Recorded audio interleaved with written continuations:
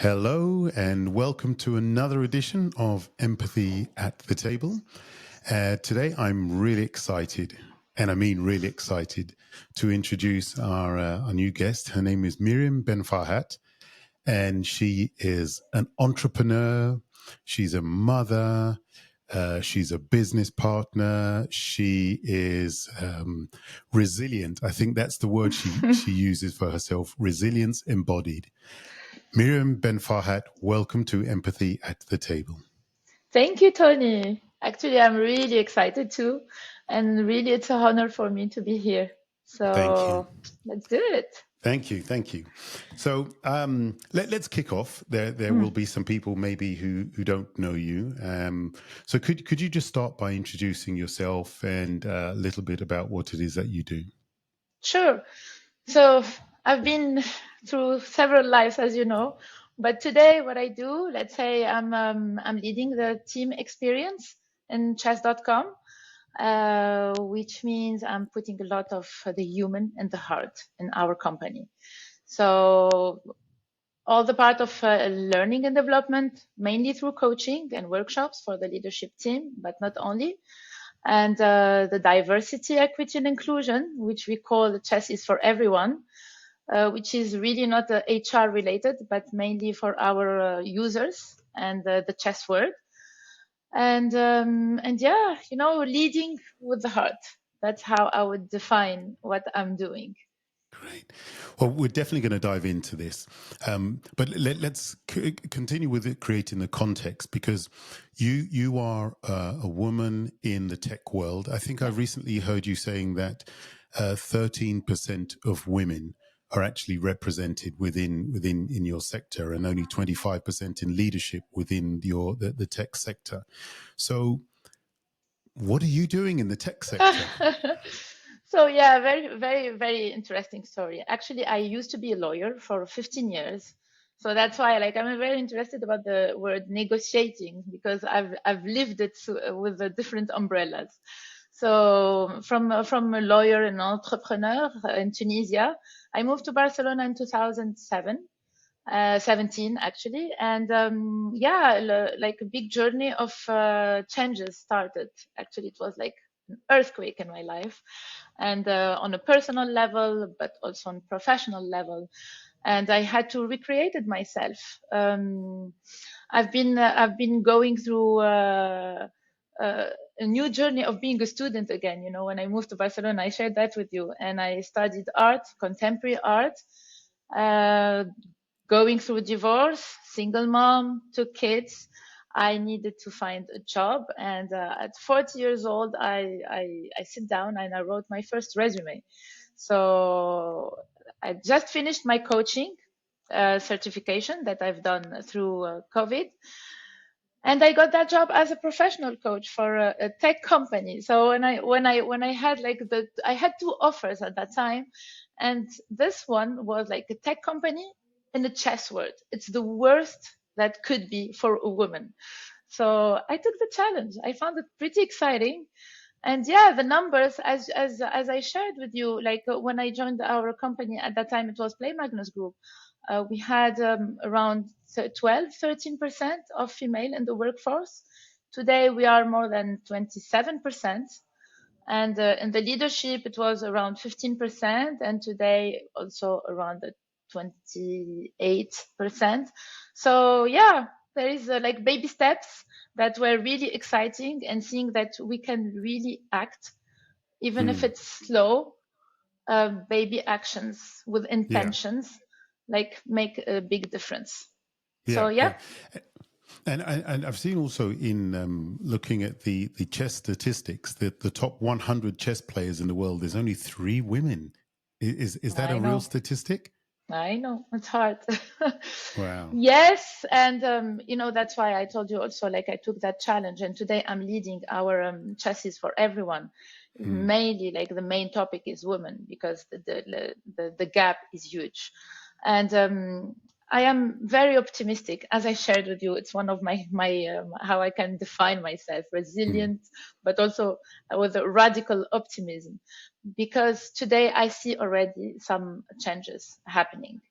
for the young generation and all what is coming. It's really, really promising that change is coming, and let's say we are proactive about it. Like we're not just watching; we are analyzing what's happened, why this happened. We ordered like many studies, also with researchers, and we're studying that and acting on that. What are the baby steps that we can start implementing today to move the needle? And it's moving slowly, but it's moving. I mean, this is really interesting because the negotiation, a lot of people see negotiation as manipulation, as calculating. And actually, sometimes chess can be seen as, it's being played by people who are calculating, and that every move they make, there's an ulterior motive behind it. So when you look at the world of negotiation and you look at the world of chess within the tech space, it seems that there are quite a lot of stereotypes to break down. 100%. 100%. There is just the word negotiation, we hear already negative things. What I'm going to take from you for my advantage, which is, definitely in the chess world, it has been also a lot that way, this competition. And one of the things that today, what you are spreading into the world through chess.com is like, chess is fun. Chess is fun to bring people together, at the contrary. So yes, there is that side of competition, but today we have more than 170 million users in the platform. They're not competing, they're really having fun together. So that's the other side that we didn't see. But I think the world of today, we are also much more focused on the community, on what we can build together. So for me, like, as I shared already with you, like thinking on negotiation, for me, we should call it, or like define it, not call it, we should define it as collaborating to meet our needs, our common needs, not common needs, our different needs, I would say, to build and co-create something together. So it's funny you say that, because when I was reading the show notes, you actually said that. You said, instead of negotiating, why don't we call it collaborating? And my question to you is, do you not see negotiation as collaborating? I have been a lawyer for 15 years. I think it's the best answer I can give you. Yeah. So you're telling me in your days as a lawyer, your negotiation was all about getting the best for you and for my screwing client. the other person. Yeah. Oh, not screwing. Like, actually, I was good at it because I was using somehow empathy without really being aware of it, as I am today. We arrive with our truth. Like, the client arrives with they think it's the truth. I think that's the really small nuance that today we're bringing to the word negotiation. But before, really, like that's the truth, and let's go get there and put it and establish it to all, And the thing is, like, really how to see and discover the truth of the other party. Yeah. What is it? Yeah. And then on the table, I will have much more elements. Like, let's say that's the table, you have some dishes, but that's my truth. But when you sit down and listen to the truth of the other one, so we will create our truth with all the common dishes, because you will see, oh, there is also lemon. There is also here some spices I didn't see when I was thinking I need to have this. And then the logic will change. So it's really, so negotiation has been always like, you are in one side getting something for that side. Yeah. So today, negotiation, I think that's a really collaborative process to build and co-create together. I really love the way you explained this, Miriam. And my mission has always been to excuse me. My mission has always been to create an environment where people don't see negotiating as a battle, where they see negotiating as just as beautifully as you've explained it. And, you know, I find in my workshops, for example, now 50 to 60% of the workshops that I do on negotiation, women are involved. We have more women sometimes than men. And so my question to you is, how much do you think the increasing role of women in your workspace and in the negotiation workspace, how much of an influence do you think that's actually having on the landscape? I would say it's huge. You know, when it's the same. It's not only women. I think it's diversity. It's a different perspective. So what we have on the table is much bigger. You know, we have much more variety. We were seeing just like this. This is the way, and now we have. Oh wow! And it gives us like a huge power, even. You know, like so. Yes, women, because definitely there is coming different perspective, but as I shared already, like you know, in chess.com, for example, in our company, we are like fully remote, and we have 700 more than 700 employees from 65 countries. Wow. So this, it's also how we see things from a different perspective. Yeah. It creates that, it's the only way to create innovation. You know, if we are just like seeing my way of seeing things, I like, this is not exciting. So, and you know, the chess word also, it's a universal language. So whatever the religion, whatever the gender, whatever the language you talk, like I see kids sitting down, they don't speak the same language at all, but they're playing together and they were having fun, and they don't speak the same language. So really, chess is a language that brings people together through all the differences, the visible ones, you know. So I remember you said to me, so you have 700 people, right, worldwide. yeah, That's fantastic. And you're the chief people officer. I And used to be chief people officer in Play Magnus Group, and we have been acquired by chess.com 1.5 years ago. So okay. I'm really, today I'm leading all the, let's say, the heart. I'm putting the heart and the human side from the what we call the HR, and yeah. So when you also, you said to me that at one point when you were going through the change, you had to let go over 100 people. Yeah. And sometimes people think that, oh, leading with the heart, leading with empathy means you're soft and you can't make the tough decisions. So tell me about how you managed to make those tough decisions, but still remaining using empathy, emotional intelligence. Yeah, I love that.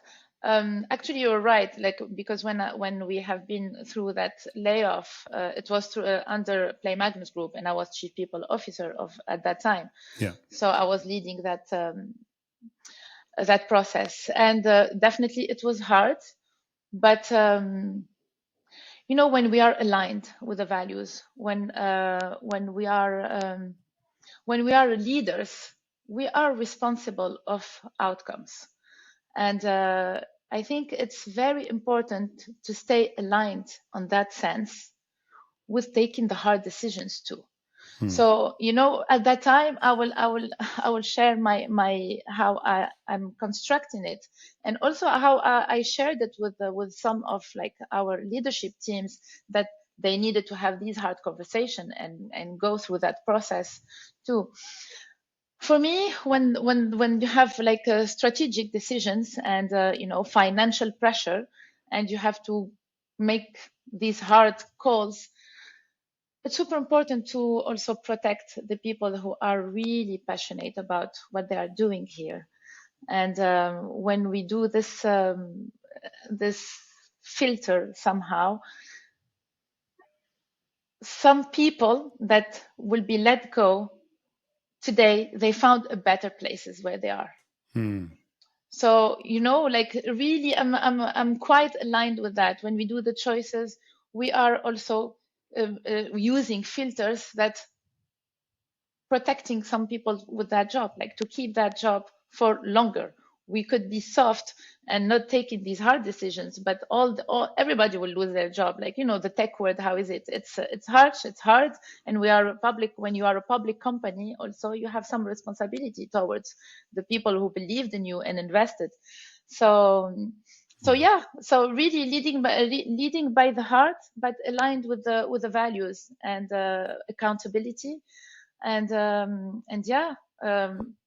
I don't know if this answers. Yeah. I mean, it's something that often I hear people say, and that you can't be empathetic, you can't use emotional intelligence and be tough at the same time. Not true.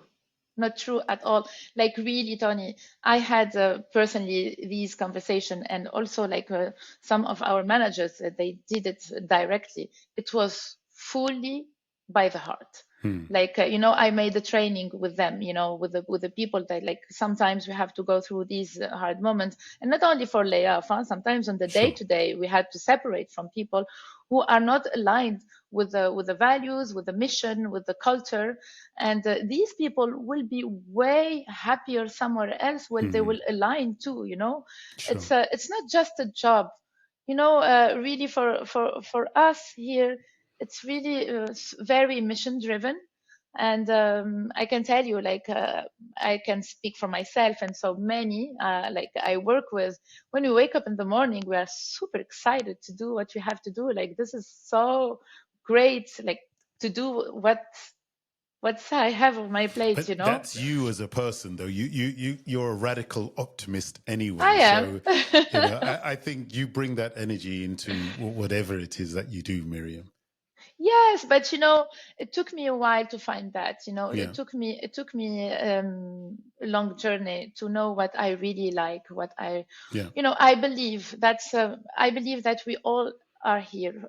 We have a mission in life, and that mission could be accomplished through different mediums. That's why we can do different jobs, and everything is still possible. And I don't know where I will be, like, in 10 years or in 20 years. But staying aligned with that mission. So when I choose to be a lawyer, I know today that it's helping people and unlocking things for them to make it possible. Yeah, that's what really excited me to be a lawyer, and the justice thing of being a lawyer. Then, but this part was also the professional. At that time, we have also very, very connected to negotiation. Being professional it means we need to put aside all emotions and feeling. If you bring it on the table, especially you're a woman, that's not professional already. So we like, that's schizophrenia, I would call it today. yeah. And I think a lot of us, we have been through that kind of leadership in the beginning to appear professional.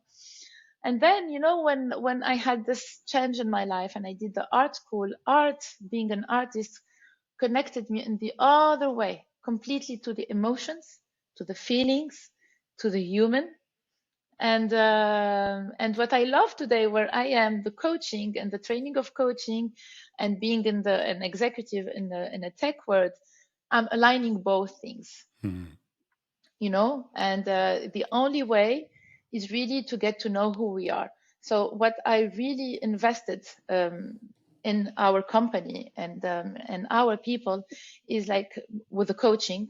Like, I coach a lot. I give a lot of coaching sessions internally, and this, I would say, the impact of it is really connecting our leaders to their hearts, to be aligned, to know themselves. I think the key secret in negotiation is when you know who you are, when you know your values, your strengths.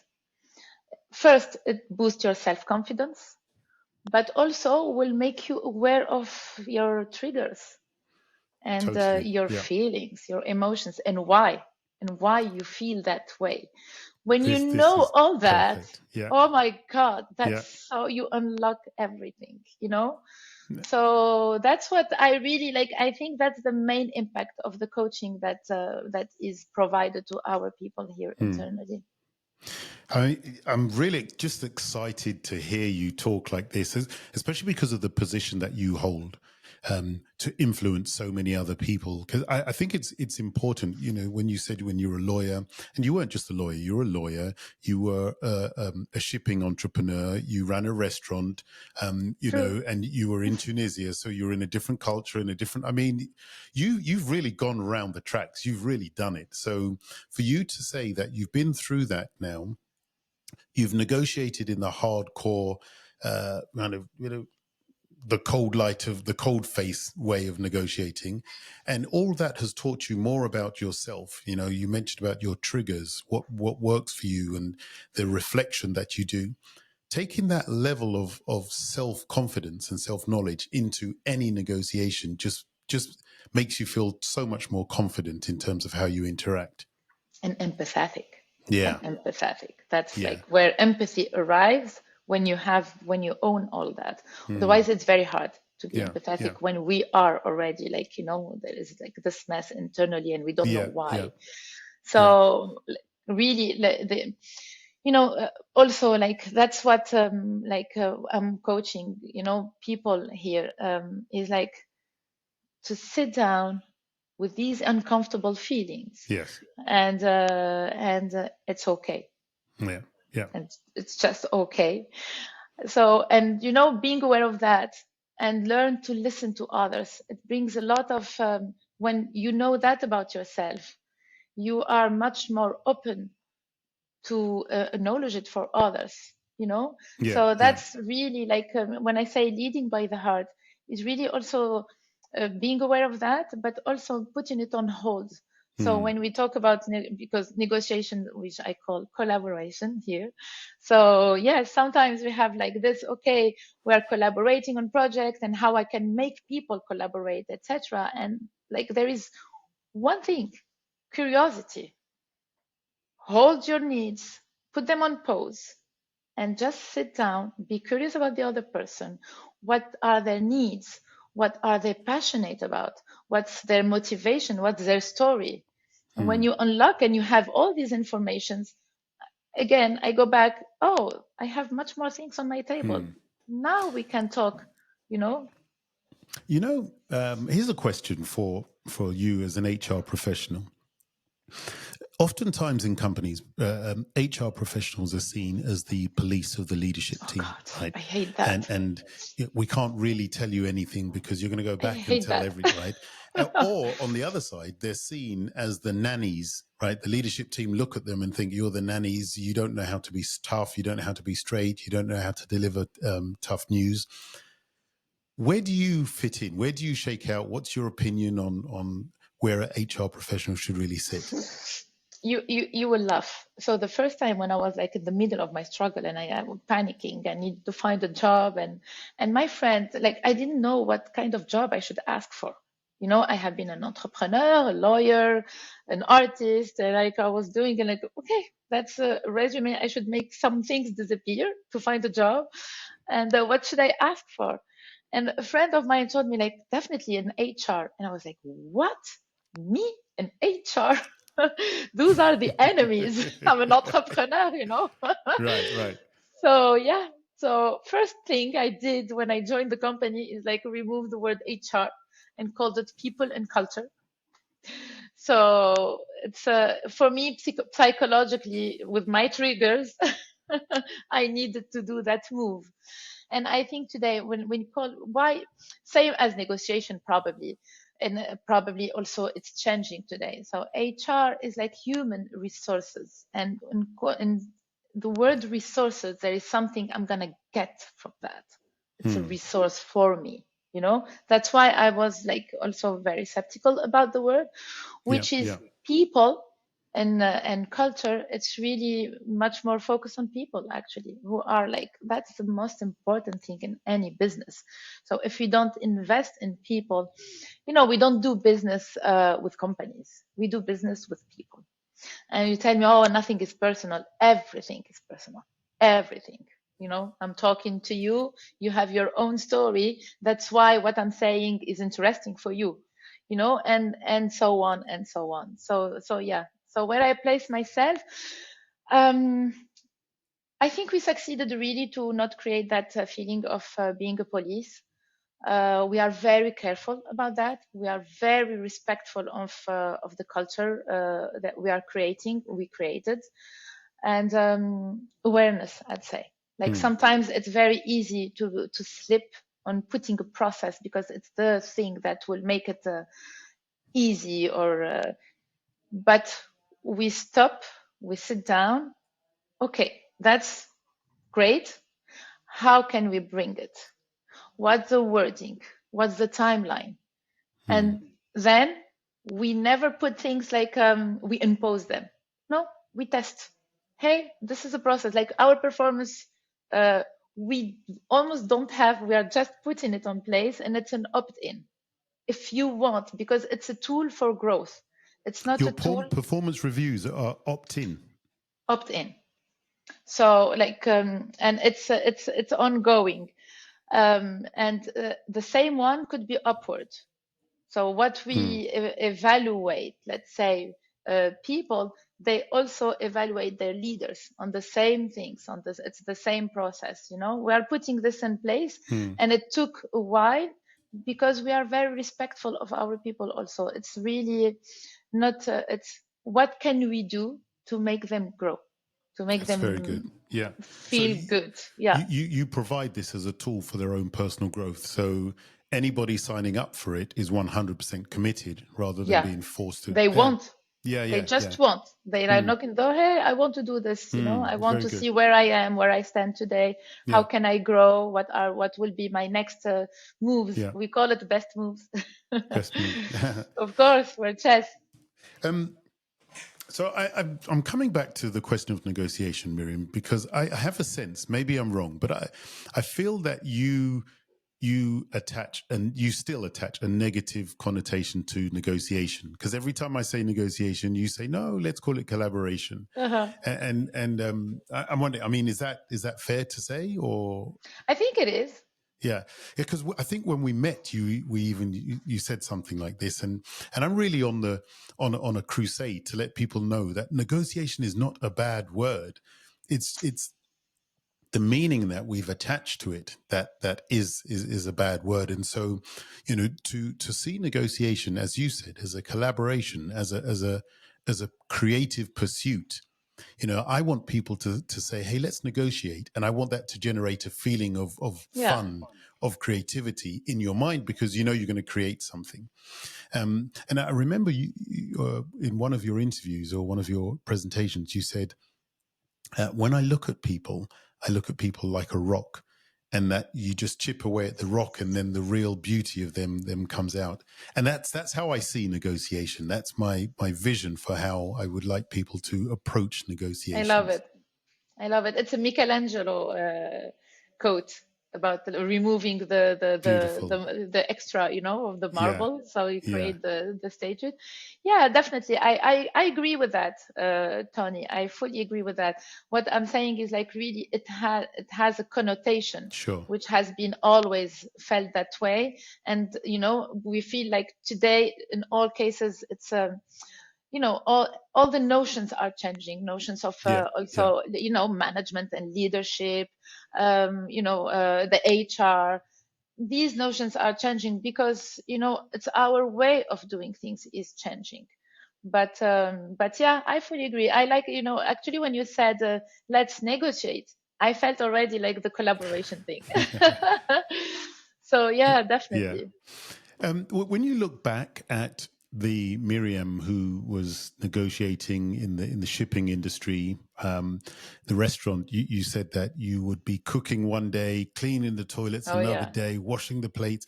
When you look back at that Miriam and the type of negotiator she was, the type of collaborator she was, and then you fast forward now 15 years, what's changed, or what stayed the same? Much more humility. Much more humility. Because, you know, when you're younger, you think you know. Yeah. Today I know I don't. Yeah. I really don't. I remember you said to me this when we met. Remember, I wrote this line down because I loved it, and you said, "When you've lost everything, you have nothing to lose." and you got to that point where you felt that you'd lost everything, and so therefore you had everything to gain. I gain freedom of being. You know, when we start our lives, we have an environment we grow in, and there is like one almost a perspective of what is success. And I have been always like a high performer. So like I was running to get all those, you know, check the box, check the box, check the box. And then you realize, okay, this is not really making me happy. And we at a certain stage, I think we don't even know who we really are, like authentically, you know. And what you are authentically, you are sometimes even trying to hide it because that's not what should be, you know. And maybe it's doubled when you are a woman, but I think it's a general thing. So when I lost everything, it was hard, it was tough, it was yeah, the toughest time in my life, you know. And being a single mom, and like you have a responsibility with kids, it's different. I think it's, you know, it's really more scary, but I gain a freedom of being who I am really, you know. And this is an amazing feeling afterward. Today. I mean, I wish for many people to actually, you know, meet with you. I'm sure people, you can feel Miriam's energy online, but when you meet her in person, she's actually larger than life. She's got this great, incredible energy that, you know, that really fills the room. So I'm just definitely testimony to that. Thank Miriam, you, Tony. we're coming to the end of our wonderful conversation. I'd like to ask you, how can people find you? How can they connect with you? And what is it that you would say that you're working on right now that's really exciting for you? So LinkedIn, it's the best way, and I'm very like responsive. I love, you know, my passion. I'm passionate about human beings, so and I love, you know, contribute, co-create, and just share. So yeah, LinkedIn will be the best way. And what's exciting, you know, I will tell you, I'm an eternal, continuous learner, and I just started this week a new journey of dynamic public speaking training, and I'm really very excited about it. And yeah, so that's a personal growth new step I'm taking. Well, good luck on your Thank you. journey, and we'd love to follow you. If you want to follow Miriam, please check in the show notes. You'll find her LinkedIn profile and all the work that she's doing. Follow her on chess.com as well, because I think that's a fantastic initiative. You didn't mention about the initiative you had with Tunde, the chess player. Yeah, of course. You know, like one of the things I do in my job is also the other part is a social impact. So we really care about that, and we do a lot of events. And one of them that we did with Tunde, who is the founder of Chess in Slum. Follow him on LinkedIn. He's amazing and doing amazing things, like using the chess to reintegrate kids that are in the slums who have left school, and through that initiative he's bringing them to school, and it's just amazing. So yeah, I think Fantastic. he will be happy to meet you too, Tony. I would love to have Let's that have him on conversation. this podcast. Let's do that. He's Miriam, empathy in person. I would love that. We'll make that happen. Myriam Ben Farhat, on behalf of all of our listeners, I would like to thank you for joining us at Empathy at the Table. Thank you so much, Tony. Thank you. Bye-bye. Bye. Bye.